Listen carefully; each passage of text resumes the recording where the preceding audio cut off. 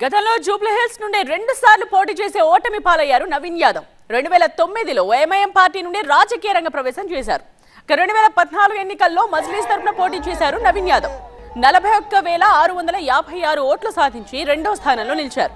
2018 ఎన్నికల్లో స్వతంత్ర అభ్యర్థిగా పోటీ చేశారు. ఆ ఎన్నికల్లో 18,817 ఓట్లు సాధించారు నవీన్ యాదవ్.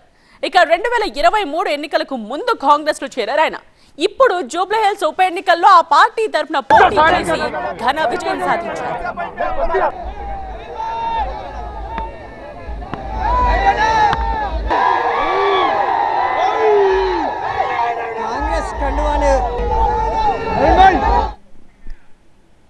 జూబ్లీహిల్స్ ఉప ఎన్నికల్లో మొదటి రౌండ్ నుండి కాంగ్రెస్ ఆధిక్యంలో కొనసాగింది. రౌండ్ కు తన ఆధిక్యతను పెంచుకుంటూ పోయింది. దీంతో రాష్ట్రంలోని కాంగ్రెస్ శ్రేణులు సంబరాల్లో మునిగిపోయారు. గాంధీ భవన్ లో టపాసులు కాల్చుతూ బ్యాండ్ బాయ్స్ తో ఆనందంలో తేలిపోయారు కార్యకర్తలు.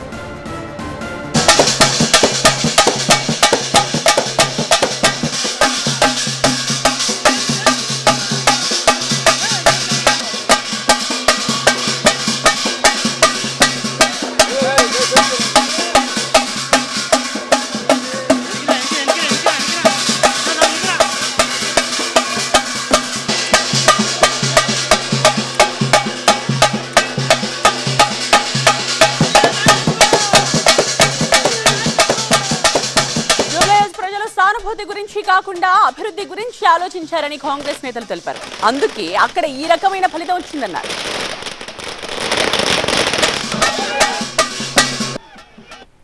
జూబ్లీహిల్స్లో డెవలప్మెంట్ గురించి ముఖ్యమంత్రి గారు ఏదైతే చెప్పాడో పి జనార్దన్ రెడ్డి లాగానే ఆయన కూడా అడుగుజాడల్లో నడుస్తాడు, ప్రజలకు హెల్ప్ చేస్తాడని ప్రజలు నమ్మిండ్రు. అదేవిధంగా చనిపోయిన వ్యక్తి మీద సింపతిగా వాళ్ళు ట్రై చేసిండ్రు, అది ఫెయిలియర్ అయిండ్రు. సింపతి కాదు, మాకు పని కావాలి, ఇవాళ పనిచేసే నాయకుని గెలిపించాలని గెలిపించారు. ప్రభుత్వం అమలు చేస్తున్న సంక్షేమ పథకాలే కాంగ్రెస్ అభ్యర్థి గెలుపుకు కారణమన్నారు ఆ పార్టీ నేతలు. ప్రజాపాలన ప్రభుత్వ కార్యక్రమాల ఆలోచన సరళి కానీ, ఆ నియోజకవర్గం అభివృద్ధి ఆకాంక్షించే వాళ్ళు కానీ కంటోన్మెంట్ ఉప ఎన్నికల్లో ఏ విధంగా కాంగ్రెస్ పార్టీని గెలిపించినారో జూబ్లీహిల్స్ కూడా కాంగ్రెస్ పార్టీ అభ్యర్థిని గెలిపిస్తారని చెప్పినాం.